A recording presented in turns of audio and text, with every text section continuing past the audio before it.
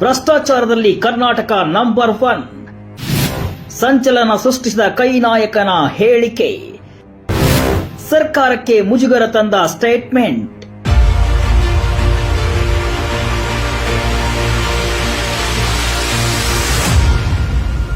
ಕಾಂಗ್ರೆಸ್ನಲ್ಲಿ ಕುರ್ಚಿಗಾಗಿ ಕಥನ, ಆಂತರಿಕ ಭಿನ್ನಮತ ಹೊತ್ತಿ ಉರಿತಾ ಇದೆ.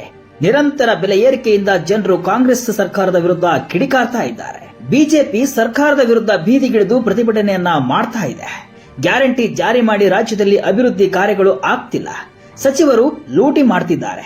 ಗ್ಯಾರಂಟಿ ಪೂರೈಸಲು ಎಸ್ಸಿ ಎಸ್ಟಿ ಇಲಾಖೆಯ ಹಣವನ್ನ ಬಳಸಿಕೊಳ್ತಾ ಇದೆ ಅಂತ ವಿಪಕ್ಷಗಳು ಮುಗಿಬಿದ್ದಿವೆ. ಸಿದ್ದರಾಮಯ್ಯ ಸರ್ಕಾರ ಇಂತಹ ಆರೋಪಗಳನ್ನು ಎದುರಿಸುತ್ತಿರುವ ಈ ಹೊತ್ತಲ್ಲೇ ಕಾಂಗ್ರೆಸ್ನ ಪ್ರಭಾವಿ ನಾಯಕ ಸಿಎಂ ಸಿದ್ದರಾಮಯ್ಯ ಆರ್ಥಿಕ ಸಲಹೆಗಾರ ನೀಡಿದ ಹೇಳಿಕೆ ಈಗ ಕಾಂಗ್ರೆಸ್ ಪಾಳೆಯದಲ್ಲಿ ನಡುಕ ಹುಟ್ಟಿಸಿದೆ. ಇಡೀ ಕಾಂಗ್ರೆಸ್ ಸರ್ಕಾರವನ್ನೇ ಮುಜುಗರಕ್ಕೆ ಈಡು ಮಾಡಿದೆ. ಹಾಗಾದ್ರೆ ಆ ಪ್ರಭಾವಿ ನಾಯಕ ಹೇಳಿದ್ದೇನು? ವಿಪಕ್ಷಗಳ ಆರೋಪಕ್ಕೂ ಕೈ ನಾಯಕ ಹೇಳಿರುವುದಕ್ಕೂ ಲಿಂಕ್ ಇದೆಯಾ? ಈ ಕುರಿತಾದ ಒಂದು ವರದಿ ಇಲ್ಲಿದೆ. ಕಾಂಗ್ರೆಸ್ ಸರ್ಕಾರ ರಾಜ್ಯದ ಅಧಿಕಾರ ಹಿಡಿದು ಹತ್ತತ್ರ 2 ವರ್ಷ ಆಗ್ತಾ ಬಂತು. ಯಾವುದೇ ಜನಪರ ಯೋಜನೆಗಳು ಇಲ್ಲ, ಅಭಿವೃದ್ಧಿ ಕಾರ್ಯಗಳು ಇಲ್ಲ. ಗ್ಯಾರಂಟಿ ಅಂತ ಜನರ ಜೇಬಿಗೆ ಕತ್ತರಿ ಹಾಕ್ತಿದೆ. ಹಾಲು, ಮೊಸರು, ಬಸ್ಸು, ಮೆಟ್ರೋ, ಡೀಸೆಲ್ ಹೀಗೆ ಸಾಲು ವಸ್ತುಗಳ ಬೆಲೆ ಏರಿಕೆ ಮಾಡ್ತಾ ಇದೆ. ಸಾಮಾನ್ಯ ಜನರು ನಂಬಿ ಅಧಿಕಾರಕ್ಕೆ ತಂದ ಕಾಂಗ್ರೆಸ್ ಇವತ್ತು ಜನರ ಕತ್ತನ್ನ ಸೀಳ್ತಾ ಇದೆ ಅಂತ ಬಿಜೆಪಿ ಆರೋಪದ ಮೇಲೆ ಆರೋಪವನ್ನ ಮಾಡ್ತಾ ಇದೆ. ಅಲ್ಲದೆ ವಾಲ್ಮೀಕಿ ಹಗರಣದಲ್ಲಿ ಕೋಟಿ ಭ್ರಷ್ಟಾಚಾರ, ಅಬಕಾರಿ ಸಚಿವರ ಮೇಲೆ ಭ್ರಷ್ಟಾಚಾರ ಆರೋಪ, ಮೂಡಾ ಹಗರಣ ಹೀಗೆ ಸರ್ಕಾರದ ಮಂತ್ರಿಗಳೆಲ್ಲ ಕೊಳ್ಳೆ ಹೊಡೆದಿದ್ದಾರೆ ಅಂತ ಬಿಜೆಪಿ ಆರೋಪವನ್ನ ಮಾಡ್ತಾ ಇದೆ. ಇದರ ಬೆನ್ನಲ್ಲೇ ಸಿಎಂ ಆರ್ಥಿಕ ಸಲಹೆಗಾರ ಬಸವರಾಜ ರಾಯರೆಡ್ಡಿ ಸ್ಫೋಟಕ ಹೇಳಿಕೆಯೊಂದನ್ನ ನೀಡಿದ್ದಾರೆ. ಭ್ರಷ್ಟಾಚಾರದಲ್ಲಿ ಕರ್ನಾಟಕ ನಂಬರ್ 1 ಇದೆ ಅಂತ ಹೇಳುವ ಮೂಲಕ ತಮ್ಮದೇ ಸರ್ಕಾರದಲ್ಲಿ ಭ್ರಷ್ಟಾಚಾರ ನಡೀತಾ ಇದೆ ಅಂತ ಪರೋಕ್ಷವಾಗಿ ಹೇಳಿದಂತೆ ಇಲ್ಲಿ ಕಾಣಿಸ್ತಾ ಇದೆ. ಪ್ರಾದೇಶಿಕ ಅಸಮತೋಲನ ನಿವಾರಣಾ ಸಮಿತಿಯು ಹಮ್ಮಿಕೊಂಡಿದ್ದಂತಹ ಜಿಲ್ಲಾ ಮಟ್ಟದ ಸಂವಾದ ಸಮಯದಲ್ಲಿ ಈ ರೀತಿಯಾಗಿ ತಮ್ಮ ಅಸಹನೆಯನ್ನ ತೋಡಿಕೊಂಡಿದ್ದಾರೆ. ಕರ್ನಾಟಕದಲ್ಲಿ ಯಾವುದೇ ಪಕ್ಷದ ಸರ್ಕಾರ ಅಧಿಕಾರದಲ್ಲಿದ್ರೂ ವ್ಯಾಪಕವಾಗಿ ಭ್ರಷ್ಟಾಚಾರ ನಡೆಯುತ್ತೆ. ಭ್ರಷ್ಟಾಚಾರದಲ್ಲಿ ಕರ್ನಾಟಕ ನಂಬರ್ 1 ಆಗಿದೆ. ಭ್ರಷ್ಟಾಚಾರ ವ್ಯಾಪಕವಾಗಿರುವುದರಿಂದಲೇ ಗುಣಮಟ್ಟದ ಅಭಿವೃದ್ಧಿ ಕೆಲಸಗಳು ನಡೀತಾ ಇಲ್ಲ. ಹಿಂದೆಲ್ಲ 5-6 ದಶಕ ಬಾಳಿಕೆ ಬರ್ತಾ ಇದ್ದಂತಹ ಸರ್ಕಾರಿ ಕಟ್ಟಡಗಳು ಈಗ 10 ವರ್ಷಗಳಲ್ಲಿಯೇ ಬಿದ್ದು ಹೋಗ್ತಿವೆ ಅಂತ ಹೇಳಿದ್ದಾರೆ.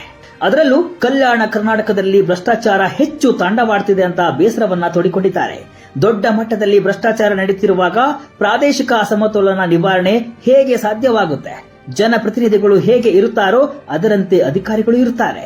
ಸಿದ್ದರಾಮಯ್ಯ ಏನೇ ಹೇಳಿದ್ರೂ ಭ್ರಷ್ಟಾಚಾರದ ಬಗ್ಗೆ ನನ್ನ ಅಭಿಪ್ರಾಯ ಇದೇ ಇರುತ್ತೆ ಅಂತ ಹೇಳಿದ್ದಾರೆ. ತಮ್ಮದೇ ಸರ್ಕಾರದ ವಿರುದ್ಧ ಸಿಡಿದೆದ್ದ ನಾಯಕ. ಭ್ರಷ್ಟಾಚಾರ ಒಪ್ಪಿಕೊಂಡ ಬಸವರಾಜ ರಾಯರೆಡ್ಡಿ. ಕರ್ನಾಟಕದಲ್ಲಿ ಯಾವುದೇ ಪಕ್ಷದ ಸರ್ಕಾರ ಅಧಿಕಾರದಲ್ಲಿ ಇದ್ರೂ ಕೂಡ ಭ್ರಷ್ಟಾಚಾರ ವ್ಯಾಪಕವಾಗಿ ನಡೆಯುತ್ತೆ ಅನ್ನೋದರ ಮೂಲಕ ತಮ್ಮದೇ ಸರ್ಕಾರದ ವಿರುದ್ಧ ಅಸಮಾಧಾನ ಹೊರಹಾಕಿದ್ದಾರೆ. ಸದ್ಯಕ್ಕೆ ಅವರದ್ದೇ ಪಕ್ಷವಾದ ಕಾಂಗ್ರೆಸ್ ಅಧಿಕಾರದಲ್ಲಿದೆ. ಅಲ್ಲಿಗೆ ಕಾಂಗ್ರೆಸ್ನಲ್ಲಿ ಭ್ರಷ್ಟಾಚಾರ ನಡೀತಿದೆ ಅಂತ ಒಪ್ಪಿಕೊಂಡಿದ್ದಾರೆ. ಈ ಹಿಂದೆಯೂ ಅವರು ರಾಜಕಾರಣಿಗಳ ಬಗ್ಗೆ ಬೇಸರವನ್ನ ವ್ಯಕ್ತಪಡಿಸಿದ್ರು. ಇಂದಿನ ರಾಜಕಾರಣ ಹಾಳಾಗಿ ಹೋಗಿದೆ, ಭ್ರಷ್ಟಾಚಾರ ಹೆಚ್ಚು ನಡೀತಾ ಇದೆ, ಸರ್ಕಾರದಲ್ಲೂ ಕೂಡ ಇದೆ ಎನ್ನುವ ಮೂಲಕ ತಮ್ಮದೇ ಸರ್ಕಾರದ ವಿರುದ್ಧ ಕಿಡಿಕಾರಿದ್ರು. ಈಗ ಮತ್ತೊಮ್ಮೆ ಅದೇ ಮಾತನ್ನ ಹೇಳುವ ಮೂಲಕ ಆಶ್ಚರ್ಯವನ್ನ ಹುಟ್ಟುಹಾಕಿದ್ದಾರೆ.